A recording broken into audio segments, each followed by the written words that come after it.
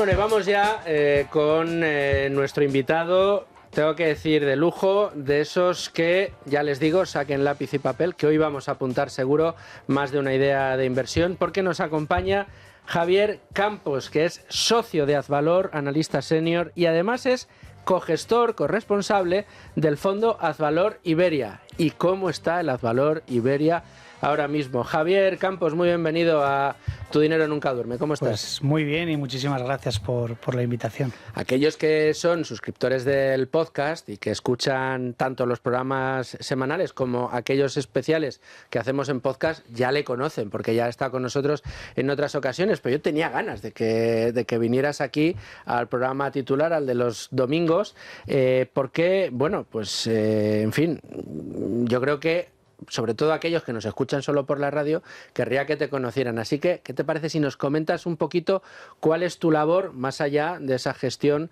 del Fondo Iberia en Azvalor? Vale, bueno, pues digamos que serían tres funciones, ¿no?, dentro de Azvalor. Una es la que bien has comentado, la cogestión del Fondo Ibérico junto a Álvaro y Fernando. Luego la segunda sería la de formación de los analistas más juniors dentro de la casa, y el tercer punto, pues, o la tercera función, es la de análisis, la de analista de algunos sectores internacionales, pues como por ejemplo el de papeleras. O sea, tú eres, más allá de la cogestión del Fondo Ibérico y de mirar compañías españolas y ver el análisis, refutar las tesis, etcétera, también eres especialista en sector papelero internacional. Bueno, me encargo de la cobertura de varios sectores. Yo en el pasado, en mi trayectoria como analista en un broker, como analista sell-side, llevaba pues las compañías ibéricas del sector papel. Y en este caso, bueno, pues sí que asumí un poco esa cobertura, ¿no?, teniendo un poco pues la experiencia previa. Sector papel, que habría alguno que diga, bueno, eso está muerto, eso ya no volverá a resurgir nunca más, y ahí están las compañeras papeleras. Manu. Empecemos por balance del año. Este está siendo un gran año para la bolsa española, la bolsa española que durante años estuvo muy denostada, tanto a nivel nacional como a nivel internacional, pero sin embargo, bueno, pues los últimos trimestres los resultados están siendo positivos, la evolución positiva. ¿Cómo está yendo concretamente vuestro fondo ibérico y qué perspectivas tenéis? Bueno, la verdad es que está siendo, como bien comentas, Manuel, un buen año. El fondo ibérico prácticamente ha subido un 30% en lo que va de año. Estamos contentos, pero sobre todo estamos contentos por lo que no se ve, y es por el potencial que tiene el fondo. Al final, nosotros cuando hablamos del fondo ibérico siempre decimos que tenemos un poco la limitación del número de compañías que hay invertibles, ¿no? Si lo comparamos versus nuestro fondo internacional, donde el abanico de posibilidades es enorme.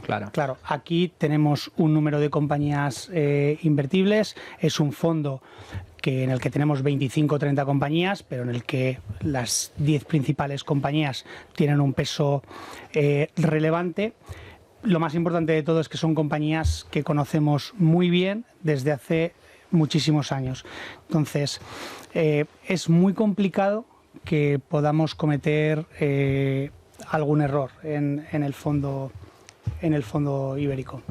Estamos hablando de una rentabilidad muy sustancial, es decir, el fondo está evolucionando de forma muy importante y muy positiva en los últimos meses. En lo que va de año hablas de una rentabilidad de 2 dígitos, del 30%, la cual está muy bien, pero insistes en que lo mejor está por venir, o sea que el potencial que sigue teniendo el fondo es grande. Claro, nosotros al final decimos que a día de hoy el fondo cotiza un free cash flow yield de doble dígito. O sea, pues al final, siempre que los fondos han estado cotizando a ese nivel de rentabilidades, luego hemos visto años muy buenos, y sobre todo que digo que lo mejor está por llegar, no solo por el potencial de todas esas compañías, sino por el banquillo que estamos preparando de ideas que reemplacen a la cartera actual una vez se vayan completando los potenciales de revalorización. Por eso digo que lo mejor está por venir. ¿Y cuál es un poco si me puedes comentar, hablas del potencial de la cartera, la composición de la misma? ¿Cuáles son vuestras principales posiciones y cuál es el perfil, un poco las ventajas que tienen las compañías del fondo? Bueno, al final yo diría que el elemento común son que son muy buenos negocios con mucha exposición internacional, muy bien gestionados y sobre todo comprados a muy buen precio. Ese es el gran elemento común de nuestra cartera. Hay una divergencia importante entre precio y valor, y al final cuando se va a producir esa convergencia, pues no lo podemos saber con exactitud, ¿no? Lo que sí que sabemos por nuestra experiencia pues de equipo de 30 años es que en algún momento eso siempre acaba sucediendo. De hecho, por comentar ejemplos, a lo mejor en Iberia, se me viene a la cabeza, o sea, puede surgir muchas veces que ocurre pues una OPA. De hecho, este año, en una de nuestras principales posiciones, que de hecho éramos en marzo el cuarto accionista, Grupo Catalana Occidente, la familia Serra lanzó una OPA por el 100%, ¿vale? Entonces, bueno, era una Catalana Occidente, pues venía en 2020 la acción llegó a estar incluso por debajo de 20, en los últimos años había estado entre 30 y 40 euros. La familia lanza una OPA a 50 euros, un precio que la acción nunca antes había alcanzado. Nosotros pensamos que vale bastante más. Lo que pasa que sí que es cierto que justo poquitos días después coincidió el Liberation Day famoso de Trump, y días después pues muchas de las compañías acabaron cayendo 20 y 25%. Entonces al final, como hacemos siempre, es vender lo que ha aumentado, ¿vale? Lo que ha subido de precio, para comprar lo que ha caído, precisamente porque el potencial de revalorización en estas últimas empresas es mayor. Yo siempre digo, al final, precio y valor a largo plazo siempre tienden a converger, ¿no? Igual que a corto plazo el mercado es una máquina de votar, a largo plazo es una máquina de pesar. Muchas veces ocurre vía una OPA. Otras veces incluso dicen, bueno, pero si no hay ningún catalizador cercano aparentemente, o sea, por contaros algún otro ejemplo, se me viene a la cabeza Elecnor. Elecnor es una compañía conocida en España, pero que igual hace no tantos años era una gran desconocida para buena parte de la comunidad financiera. Yo recuerdo en el año 2019 organizamos, Antonio, un curso de verano en el Escorial, y me acuerdo que, bueno, pues que tratamos de contar la tesis de Elecnor de arriba abajo, ¿no? En ese momento ninguna casa de análisis la tenía en cobertura. Es decir, el que quisiera analizar Elecnor no podía coger absolutamente ningún atajo. O sea, tenía que hacer absolutamente todo el trabajo desde cero, vamos. Todo el trabajo desde cero. Me acuerdo entonces, bueno, pues Elecnor básicamente, para que lo oigan todos nuestros oyentes, ¿no? Es básicamente una empresa que tiene un negocio tradicional de ingeniería y servicios, y tenía entonces otra pata concesional que se podía dividir en dos ramas. Una era Celeo, de líneas de transmisión, y otra es Enerfin, de parques eólicos. En aquel momento, si no me falla la memoria, el precio de la acción eran 11 euros, ¿no? Nosotros decíamos que solamente la pata concesional, porque había muy buenos comparables, valía más que la compañía y teníamos gratis todo el negocio tradicional. O sea, 11 euros la acción por 87 millones de acciones, no llega a 1.000 millones de valor en bolsa en aquel momento, ¿no? Julio del 2019. Luego, bueno, poco a poco la compañía empezó a ser cubierta por analistas, otras gestoras, bueno, publicaron también sus tesis del EGNOR. La propia compañía empezó a participar en distintas conferencias. Después de cada resultado organizaban reuniones con la comunidad financiera, y encima dentro de la pata concesional, ¿no? Primero desconsolidaron por integración global la parte de Celeo, metiéndola por puesta en equivalencia, que al final, oye, pues ver el valor en libros de una parte del negocio, pues siempre ayuda, y aquí, aunque solo fuera por ver un mínimo, pues allí podía estar esa valoración. Y hace 2 años vendieron el negocio de parques eólicos por 1.800 millones. Estamos hablando de que hace 6 años atrás valía 1.000, incluso en el COVID de 11 se fue por debajo de 7 la acción. O sea, en no mucho tiempo vendieron una parte del negocio por 3 veces lo que había sido la capitalización bursátil 3 años antes, ¿no?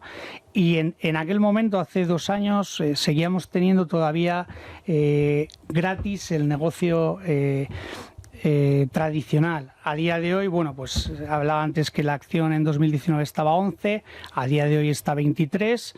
Si encima le sumo los 9 euros, ¿no?, que han pagado de dividendos extraordinarios en los últimos tiempos, estamos hablando de 32. Pues es que básicamente la acción ha multiplicado por 3 en 6 años y por 5 prácticamente en cuestión de 3 años. Al final, cuando hay esas divergencias, siempre el mercado siempre te acaba reconociendo el valor, y son 2 ejemplos, pero bueno, podría poner yo creo que qué pena no haber acudido a ese curso en el Escorial en el año 2019 para tomar nota de esa tesis. Bueno, nos hemos saludado a Antonio San José, que se refería Javier. Bienvenido a Tu Dinero Nunca Duerme. Muchas gracias, Luis. Nueva temporada en Es Radio, en Tu Dinero Nunca Duerme, un moreno envidiable. Bueno, el verano siempre es muy agradable y tiene estas cosas, pero luego se va enseguida. Sí. Bueno, pero mientras se nos vaya escuchando estas tesis y escuchando el trabajo que hacen en Advalor, mejor. Domingo, creo que tenías una pregunta por ahí preparada. Bueno, en relación a esa... más que llamativa la rentabilidad que lo es del fondo y en general de la bolsa ibérica, a mí me llamó mucho la atención que digas que sigue habiendo muchas oportunidades, y digo que llama más la atención porque al final es cierto que en el fondo Iberia pues hay menos compañías, un mercado potencial mucho más reducido que en un fondo internacional que tiene todas las del planeta. Entonces, desde fuera a uno le da la sensación de que ha subido todo. En España y Portugal, en España las noticias constantemente de que está subiendo todo, y todo mucho.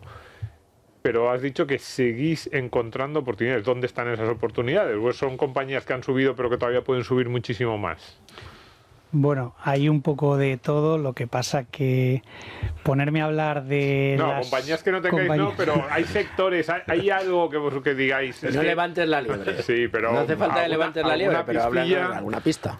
Bueno, el sector, más allá de un sector o otro sector, nosotros es que somos muy agnósticos de mencionar en este sector en concreto sí y en otro no. Y digo sectores sobre todo porque antes os contaba, por ejemplo, el caso del EGNOR, ¿no? Si en 2007 hubiéramos tenido esta conversación de qué opinaba sobre las compañías de ingeniería en España y si había que comprarlas y si veíamos valor en todas, pues la respuesta hubiera sido, o sea, una empresa puede multiplicar por 3 y otra empresa puede quebrar. Justo en este mismo sector del EGNOR, recordaréis seguro a Bengoa e Isolux, que son dos empresas que quebraron, pues si no recuerdo mal, la Bengoa hace ya, yo creo que que acabó o terminó ya de quebrar en 2021 y Isolux en 2017. Yo creo que no es tan sencillo como apuntar hacia un sector. Hay que ir siempre compañía a compañía y hacer todo el trabajo, ¿no? Yo digo siempre que al final un equipo de análisis y gestión es como la cocina de un restaurante, ¿no? O sea, todos los días tenemos que ir al mercado, ver todos los productos que hay y elegir los mejores productos. Luego llegamos a la cocina del restaurante, hay un equipo de cocineros, cada uno se encarga de elaborar distintos productos, distintas salsas, utilizando pues los productos que hemos comprado, distintas especias, ¿vale?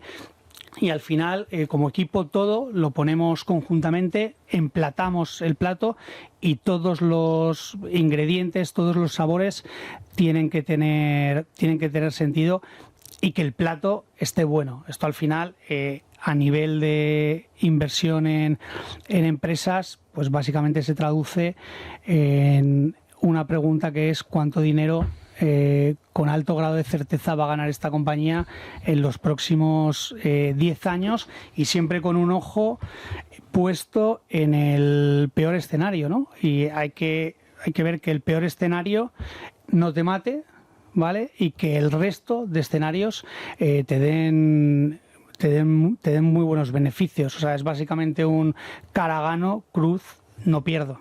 Vale, pero una cosa. Entonces, nos ha querido dar muchas pistas sobre dónde están mirando. No pasa nada, admitimos. Pero vamos a seguir intentando. Reformulo la pregunta. El inversor que estuviese en el fondo Iberia de Advalor y que ahora diga, yo me cojo mi 30, que es lo que llevo en el año, vendo y me busco otro fondo en otra gestora o en Advalor o algún otro fondo, porque dice, todo lo que podía ganar en Iberia ya lo he sacado, no voy a sacar más.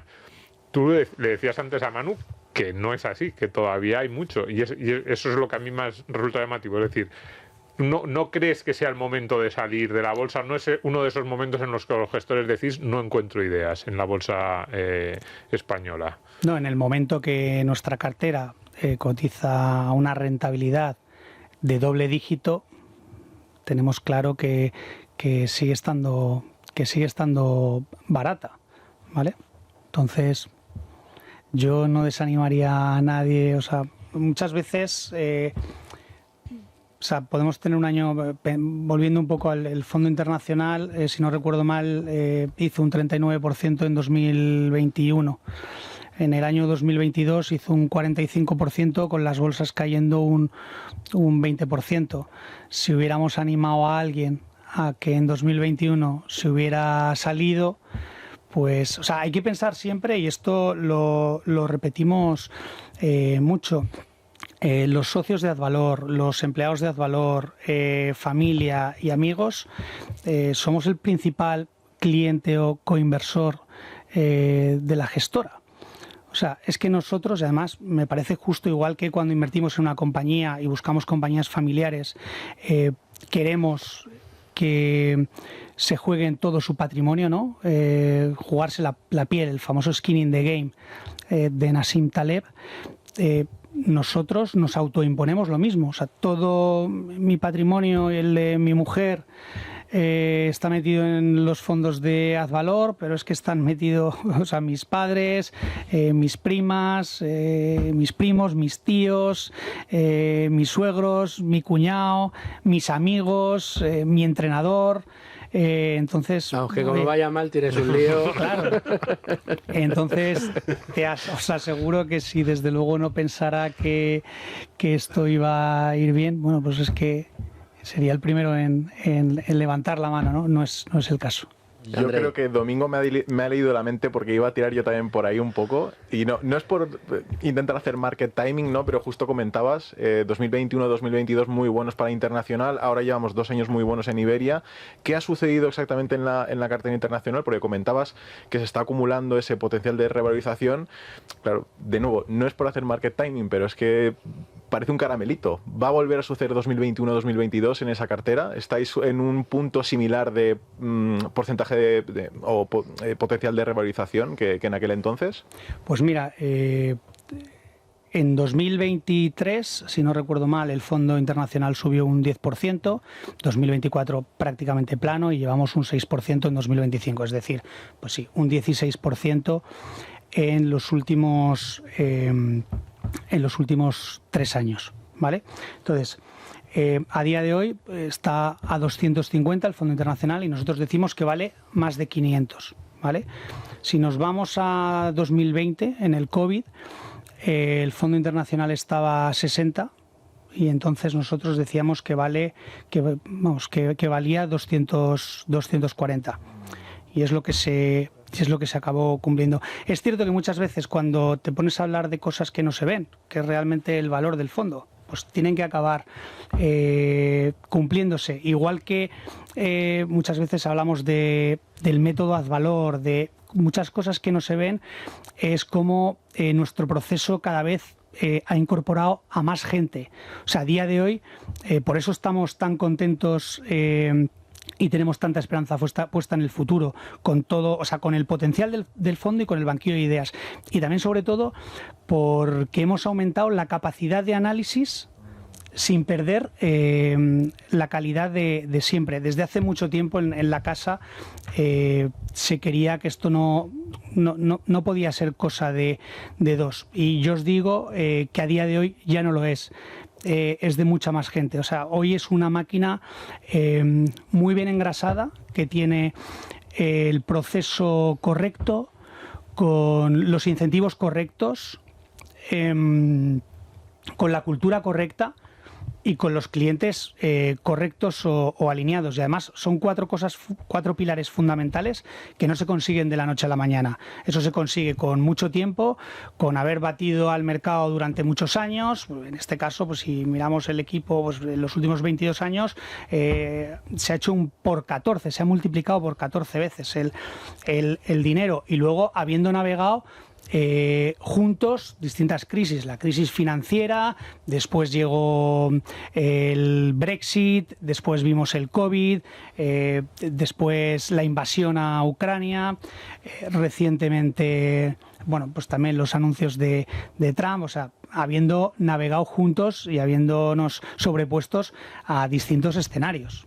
Por lo que estás comentando, Javier, me da la sensación de que la situación actual, especialmente en vuestros fondos internacionales, como bien comentabas antes, es un poco similar a la del año 2021-2022, que son, el momento previo, me refiero a ese registro de rentabilidades tan sustanciales.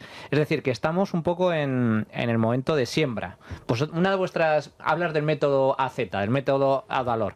Una de las características de vuestro método es ser contrarian, pero por la sencilla razón de que si haces lo mismo que hacen los índices, si compras las mismas acciones, las mismas empresas que componen el Standard & Poor's 500 o el IBEX 35, pues jamás vas a batir al mercado, no vas a batir ese índice a largo plazo nunca. Por lo tanto, sois contrarian, aprovecháis las ineficiencias del mercado. Podemos decir, por lo tanto, que estamos un poco en ese momento de siembra, de recogida, de espera, de oportunidades, precisamente para luego cosechar esos resultados extraordinarios que comentabas. Cuando toda la bolsa caía, vosotros registrabais rentabilidades superiores al 30%. Bueno, yo básicamente lo que sí que podría decir es, o lanzar una pregunta es, oye, a día de hoy, ¿estáis cómodos invirtiendo en el S&P 500, por ejemplo, que citabas, Manuel. A principios de año, si no recuerdo mal, a principios de año JP Morgan publicaba en un informe sus predicciones. Bueno, los de arranque de año de JP Morgan. Pero siempre, publicaba sí. un gráfico que es muy, muy curioso, que es está al revés, este que muestro aquí, ¿vale? Que es desde el año 1987 hasta 2014, ¿vale? Y es básicamente la rentabilidad anual, ¿vale? Que hubieras obtenido en 10 años según la valoración, ¿vale? La cotización a la que hubieras comprado el índice. Entonces, siempre que hubieras comprado a 23 veces beneficios o por encima, en los siguientes 10 años hubieras obtenido una rentabilidad anual entre el -2 y el 2%. A día de hoy, el S&P 500 está a 25 veces beneficios, que es básicamente una rentabilidad del 4%, que está incluso por debajo del activo libre de riesgo. El bono a 10 años en Estados Unidos está al 4,2, 4,3% a día de hoy. Entonces, ¿es seguro estar en los índices? Por ejemplo, otro dato es que a día de hoy las capitalizaciones bursátiles agregadas, es decir, lo invertido en bolsa en Estados Unidos, más que dobla el PIB en Estados Unidos. Y a nivel global, las bolsas están por encima del PIB. O sea, si comparamos ese ratio sería un 120%.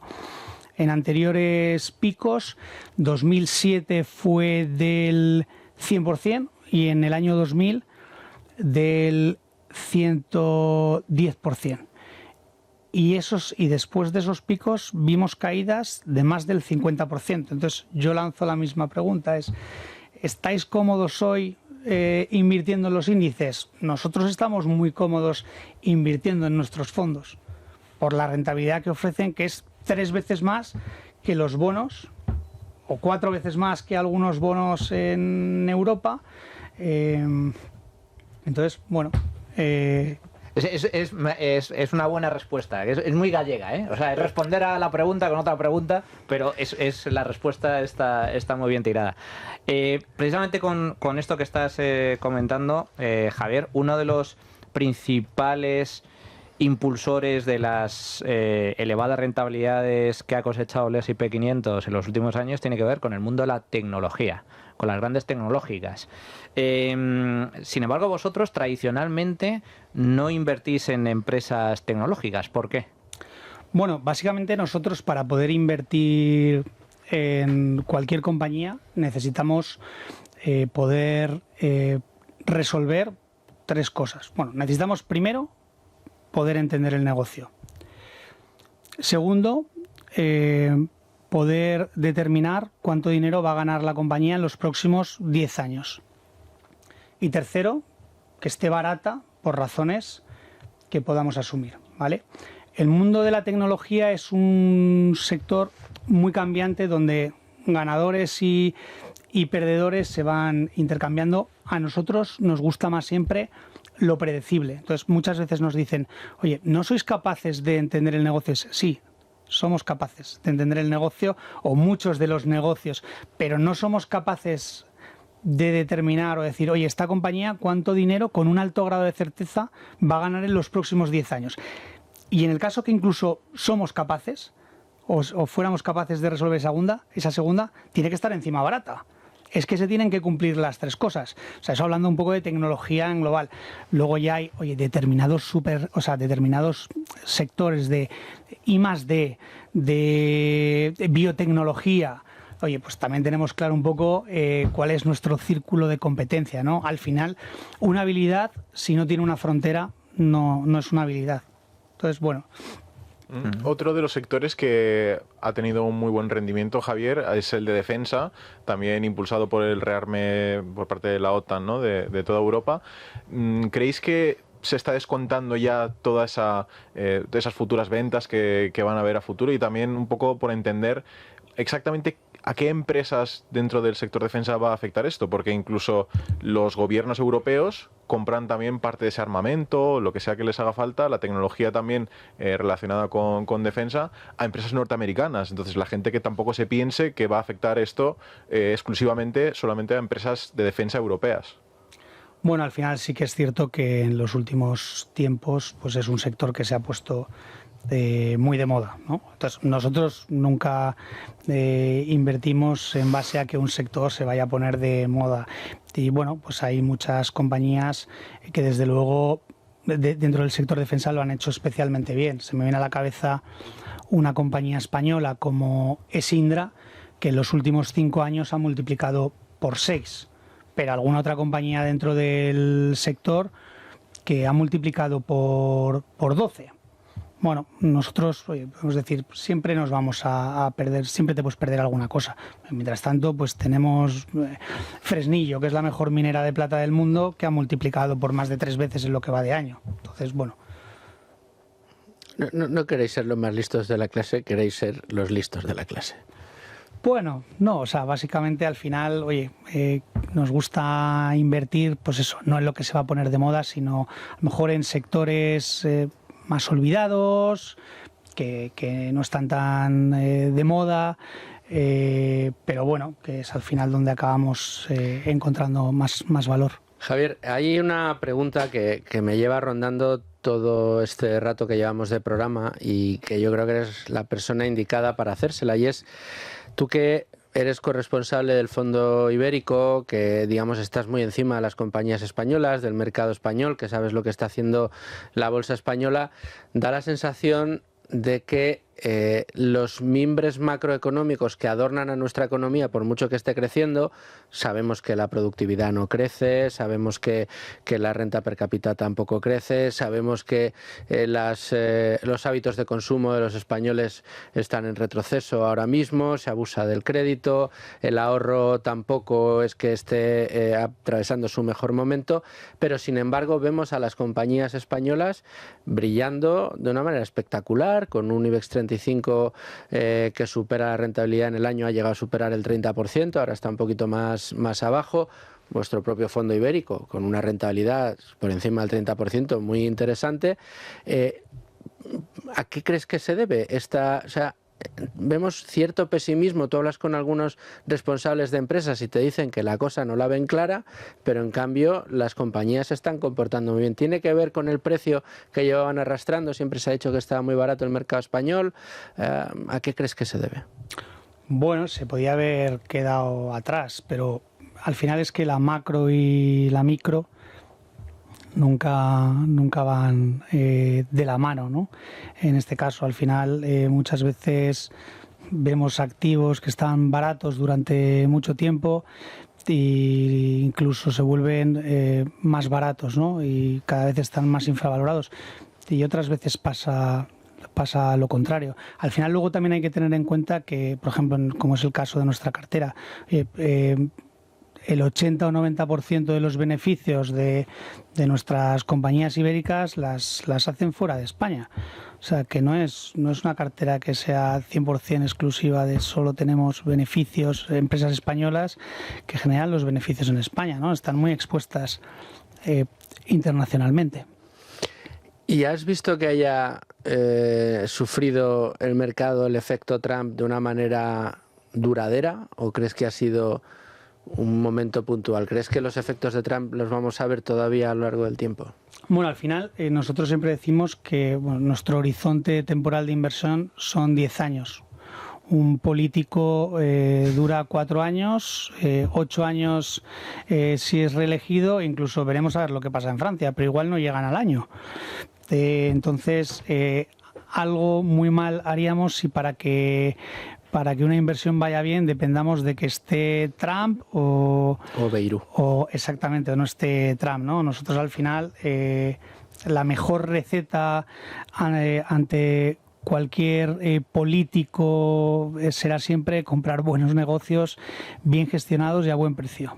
O sea, el precio es lo que nos lo va a dar. Esos negocios que son capaces de resistir a pesar de las turbulencias que siempre van a existir en el mercado y a pesar de las dificultades que puedan venir del ámbito político o de trabas como por ejemplo la política arancelaria o la política monetaria, los tipos de interés. Me gustaría comentar contigo, Javier, que nos des también tu opinión sobre eso, porque durante muchos años llevamos ya, pues ya llevamos unos cuantos años en este programa, y cuando hablamos de compañías value frente a las compañías de crecimiento o a la estrategia de crecimiento, la política monetaria de los bancos centrales tiene un peso muy sustancial también, al menos a corto plazo, sobre la valoración o la percepción que tienen los inversores sobre estas compañías. ¿Qué opináis al respecto sobre la política monetaria? En Estados Unidos han subido los tipos de interés, en el Banco Central europeo, bueno, pues digamos que los tipos se mantienen bajos, pero no se ha logrado despejar la incógnita de la inflación. ¿Qué rol juega la política monetaria en la valoración de empresas? Vale, digamos que nosotros no perdemos mucho tiempo en la macro, ¿vale? Solo en el diagnóstico. Entonces, comprar algo muy por debajo de lo que vale será siempre la mejor receta ante cualquier cambio que pueda suceder a nivel político, a nivel macroeconómico, ¿no? Nosotros antes comentaba que hemos conseguido multiplicar por 14 los ahorros de nuestros coinversores en los últimos 22 años con distintas adversidades y distintos elementos políticos. Y bueno, y es lo que vamos a seguir haciendo. Al final, la inversión en valor es protegerse contra todo y contra todos. Yo quería preguntarte por... como iba a decir, nos has planteado antes una tesis del ECNOR, es una tesis interesantísima, comenzada en 2019, hablabas de Catalana Occidente y decías también que seguís teniendo potencial de revalorización en muchas compañías. Yo quería preguntarte por si nos puedes hacer una pequeña tesis de alguna de esas compañías que ya tengáis en cartera, porque las que no están ya sé que no, alguna de esas que... ¿Alguna que puedas contar? Sí, alguna que puedas contar, esa que si te dicen mañana, pues tenéis un día de estos de inversores que cada vez hay más, pues que se convocan por los medios de comunicación, pues para mostrar un poco el trabajo de las gestoras, ¿cuál elegirías tú? ¿Por qué? ¿Cuál es la niña bonita ahora mismo de la cartera que tú dices esta no puede fallar? Es una tesis súper robusta. Contarte la niña bonita, no sé si... una de ellas. Hombre, que ya tengáis construida, de las que tenéis construida la posición, que esa ya no duele. Yo siempre digo además que cuando contamos al contar la tesis de inversión con con mis suegros, con mi cuñado, con mis padres, con todos invertidos, puedo salir del estudio y me pueden correr a gorrazos, porque iría un poco en contra de ellos. Antes contaba, por ejemplo, el ECNOR, que bueno, pues que hemos vendido gran parte de la posición. Además, yo creo que siempre... ¿Cuántos años habéis tenido el ECNOR en cartera? Pues ¿O la seguís teniendo todavía? Bueno, tenemos ya una posición más pequeñita, llegó a ser una de las principales posiciones del fondo. Evidentemente, ya cuando ha multiplicado por 3, pues tenemos, pero ya es una posición, digamos que menor, ¿no? Pero otras, bueno, tampoco quiero dejar de no responder. Por ejemplo, pues oye, otra compañía que ha sido una de las principales posiciones del fondo ibérico, Técnicas Reunidas. Bueno, pues Técnicas Reunidas fue una compañía que entre 2015 y 2019, por la falta de inversión en el sector de oil and gas, pues oye, no lo pasó bien, la cartera fue disminuyendo, el balance, pues bueno, se notó en el balance, se notó en la cuenta de resultados. Cuando empezaba un poco a verse la luz en 2019, justo un poco más tarde, llega un COVID y todo fue un sector al que el COVID le fue especialmente mal, sobre todo porque no conseguían que les certificaran, ¿vale? Entonces, de hecho, llegamos hasta el año 2022, donde hubo que fortalecer el balance, incluso con una ampliación de capital, ¿vale? A día de hoy, entonces, la acción se fue a los 6 euros, ¿vale? A día de hoy, La acción ha pasado de 6 a 23, ¿vale? Y vemos como la cartera de pedidos está en máximos históricos este año. Ya estamos viendo trimestre a trimestre cómo los resultados son extraordinarios a nivel de beneficios como nunca antes, este último trimestre, como no habíamos visto anteriormente, y con un balance muy sólido y sobre todo con muchas licitaciones que están llegando al mercado y con un futuro muy prometedor. Es buena una pregunta sobre técnicas yo reunidas. le quería repreguntar sobre técnicas. Pues que quizás esa sea la compañía que yo más veces he visto comentada en redes sociales, en foros.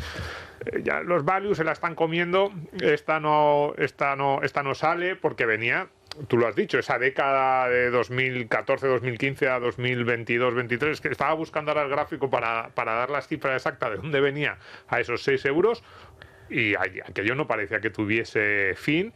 Y por eso yo creo que es la que más veces he visto comentarios diciendo dónde está Técnicas Reunidas, cómo van a salir de esto no tiene arreglo. Ya dices que ha multiplicado prácticamente por 4. ¿Qué es lo que veíais en esos años?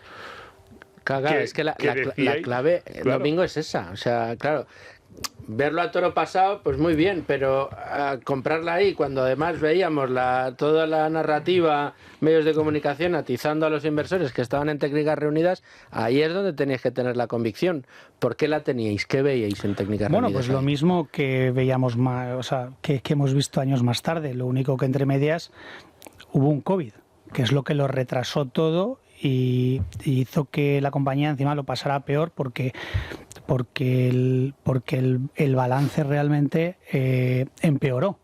Entonces, lo único que el COVID ha retrasado un poco el que se acabara cumpliendo esa tesis de inversión, en este caso. Pero, y al final, oye, pues es que ahora es muy sencillo, pero en 2019... si hubiera alguien que hubiera sido capaz de predecir que en 2020 hubiera habido un COVID, pues me hubiera encantado haber podido tener la conversación, ¿no? Pero por eso, oye, si a veces pasará. ¿Se acaban cumpliendo las tesis de inversión? Sí. La experiencia nos demuestra que sí. ¿Cuándo? Pues puede ser un año más tarde, 2 años más tarde, y luego hay que tener en cuenta muchas veces una cosa, que nosotros tenemos distintos pesos las carteras según a qué precios. Muchas veces hemos contado el ejemplo de Consol. Oye, pues nos dicen, es que claro, pero Consol empezasteis a invertir a $40 y luego la acción se fue por debajo de 4. Y es claro, pero es que a 40 teníamos unas poquitas y por debajo de 4 era una de las principales posiciones del fondo. Luego de 4 se fue a 120. Hombre, a 120 ya no nos quedaban. Pero que el peso es totalmente diferente, que muchas veces de algo que se va de 40 a 4 y de 4 a 40, de 40 a 4 todo el mundo dice, habéis cometido un error. Luego digo, bueno, de 4 se fue a 120. O sea, de 40 a 120 hubieras multiplicado por 3. ¿Era un error? No, pero cuando algo ha caído un 90%, inicialmente sí parece un error. Pero es que muchas veces incluso algo se va de 40 a 4 y de 4 a 40 y dice, oye, pues es que habéis ganado lo mismo. Pues que a 40 tenía unas poquitas, a 4 nos hemos tostado a comprar y a 40 seguimos teniendo unas poquitas. Pero es que nuestro precio medio está más cerca de 7 u 8 que de 40. Entonces, de 7 a 8 hasta los 40 hemos podido hacer un por 5. Además, corrígeme si me equivoco, Javier, pero esto lo hemos comentado en alguna ocasión cuando hemos tenido programa con vosotros, con Álvaro, con Fernando, que normalmente el mercado a veces reconoce el valor de la cartera de forma no lineal, sino de golpe y de forma muy intensa. Es decir, que por lo que comentábamos antes, de repente año 2021-2022, mientras la bolsa se hunde, vuestros fondos hacen un 30, un 40, un 50%. Es decir, que no es algo lineal, a diferencia de lo que suena, de lo que piensan muchos partícipes, sino que de repente la acción se dispara porque el mercado reconoce, oye, pues aquí había una ineficiencia y se hinchan a comprar. Esto es lo que mucha gente no entiende, ¿no? Bueno, al final algo no está barato ad infinitum, ¿no? En algún momento siempre el mercado, el precio y el valor acaban convergiendo y ocurre siempre, ¿vale? Entonces, oye, nosotros siempre decimos que nuestro trabajo día a día es para seguir encontrando valor, nuevas compañías que reemplacen la cartera actual una vez que los potenciales de revalorización se vayan cumpliendo. O sea, mañana volveremos al trabajo pensando que si el fondo internacional vale 500, hay que intentar que valga 600, y al día siguiente 700, y al día siguiente 800. Y ese es nuestro trabajo día a día como equipo, y lo que piensa, vamos, todo el mundo en Azvalor, y es lo que estamos, es nuestro proceso diario, ¿no? ¿Cómo lleváis, vosotros que lleváis muchos años en el ámbito de la inversión, del análisis, tú concretamente, cómo o de qué forma ha afectado a vuestro trabajo también la explosión reciente que ha habido en cuanto a gestión pasiva? Es decir, muchísima parte del mercado en Estados Unidos anteriormente, ahora en los últimos años más en España, con tema de indexados, gente, bueno, pues se indexa y punto. Esa explosión de la gestión pasiva, ¿lo veis como una oportunidad también por el mero hecho de que ofrece, digamos que esa tendencia ofrece nuevas oportunidades en el mercado para encontrar empresas que están mal valoradas o están infravaloradas? Sí, desde luego, o sea, se produce una oportunidad, y además yo creo que la gestión pasiva lo que pone también de manifiesto muchas veces es que solamente el 5% de los gestores bate al mercado. Entonces, al final, oye, pues es que el que no sea capaz de batirlo tendrá que salirse. O sea, es el libre mercado, así funciona. Sí. Javier, comentabas esto del método AZ, ¿no? Y yo es que te estaba escuchando, me he quedado medio embobado porque estaba escuchando tantas cosas value y me encanta, y me he quedado con ganas de, en tu presentación, que nos dijeses cómo llega Javier Campos al value investing, cómo lo descubre y cómo llegas a formarte y a ser el inversor que eres a día de hoy. Bueno, diría que leyendo mucho, o sea, al final te tiene que gustar mucho, ¿no? Al final, yo siempre digo que si no te apasiona, ni lo intentes, porque igual que es el trabajo más bonito del mundo, puede ser el trabajo más tedioso del mundo. Es como, por ejemplo, mi mujer, que no le gusta el fútbol, es como si mañana la pusieran de ojeadora de futbolistas y tuviera que verse 3 o 4 partidos diarios. O sea, si no te encanta, como consejo es mejor que no lo intentes. Y bueno, después de desarrollar parte de mi carrera en un broker, pues llego a Azvalor en 2016 y trabajando conjuntamente con el equipo, con una filosofía que abrazo. Al final, oye, pues es misma cultura, es el mismo proceso, ¿no? Que además es una cosa, por ejemplo, que nunca hablamos demasiado, ¿no? Comentamos el proceso de inversión, pero no nos ponemos un poquito a detallarlo más en qué consiste exactamente, pero bueno, es todo un equipo de personas trabajando en unas ideas, y lo cual es maravilloso, ¿no? ¿Pero siempre fuiste value? Incluso cuando estabas trabajando en el broker, ¿eras un convencido del value investing, o digamos que lo abrazas una vez llegas a Z? Pues siempre lo había abrazado. Al final, oye, uno cuando empieza a leer sobre todo a Peter Lynch, ¿no? Que es el primer libro que yo creo que es el que de verdad empiezas un poco a abrazar todo, y ya cuando lees a los grandes, ¿no? Pues a los Graham, Buffett and Company, pues bueno, te das cuenta realmente de que, oye, pues es algo que ha funcionado siempre, ¿no? Entonces, es algo que seguirá funcionando. Al final, ¿qué es el value? Pues, comprar duros a 3 pesetas, pues es algo que existirá siempre, ¿no? Entonces, oye, ¿cómo vas a no abrazar una filosofía que es ganar dinero a largo plazo en cualquier situación, y gobierne quien gobierne y con cualquier escenario macroeconómico, ¿no?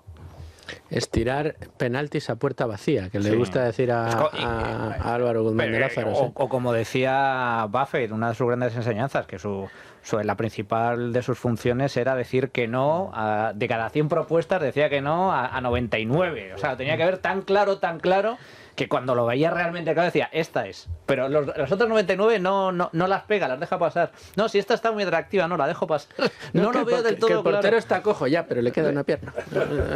Además, lo bueno de todo esto, si esto al final acaba siendo yo creo que, y es algo que no se ve y es una lástima, pero es todo ese proceso depurado que hay en Azvalor. A mí siempre me gusta hacer un poco o sea, me encantaría poder explicarlo con detalle todo lo que hacemos, porque realmente es lo bonito, que es todo lo que no se ve. Al final se ve el resultado, pero no se ve todo el proceso, y me parece que es lo más interesante. Y eso tampoco lo puedo contar detalladamente, porque es al final nuestra fórmula de la Coca-Cola, ¿no? Y le pertenece a los coinversores.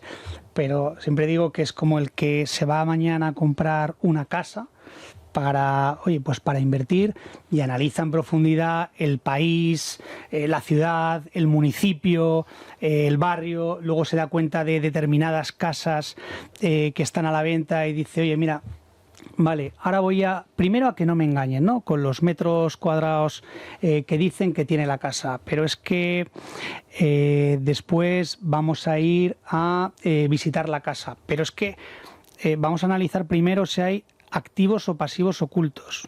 En una casa, oye, de repente tenemos una terraza y decimos, ¿podemos ganar una habitación cerrando una terraza? Pues ahí tendríamos, por ejemplo, un activo oculto. O podemos tirar 2 tabiques e incorporar el pasillo al salón, o podemos sacar un trastero del garaje, pero también puede haber pasivos ocultos. Oye, que resulta que el actual propietario no le paga a la comunidad. O tenemos unos vecinos que oye, pues un narcopiso, o que montan fiesta todos los días. Es que luego vamos a visitar la casa y vamos a comprobar las tuberías, los grifos, las paredes, los suelos, y vamos a hablar con todos los vecinos, con el conserje y con la familia del conserje. Y una vez que hayamos hecho todo ese trabajo, lo siguiente que haremos es ver si está lo suficientemente barata, porque eso es fundamental, y por las razones que podamos entender. Oye, pues igual es un vendedor forzado porque es un matrimonio que por motivos de trabajo se cambia de ciudad y han dado ya una entrada y necesitan vender una casa para poderse comprar la otra. Perfecto. O oye, pues porque lamentablemente se están divorciando y lo tienen que vender, o porque es una herencia y uno de los hermanos tiene que venderlo sí o sí. Pues es al final, todo este proceso es al final lo que acabamos haciendo siempre, que es comprar buenos negocios, bien gestionados y a buen precio. Y muy bien estudiados, por lo que estabas explicando. Javier Campos, muchas gracias por estar con nosotros. Recordamos, socio de Azvalor, analista senior, cogestor del fondo Azvalor Iberia. Enhorabuena por el trabajo que estáis haciendo en Azvalor, enhorabuena en concreto por Iberia y esos resultados que tiene.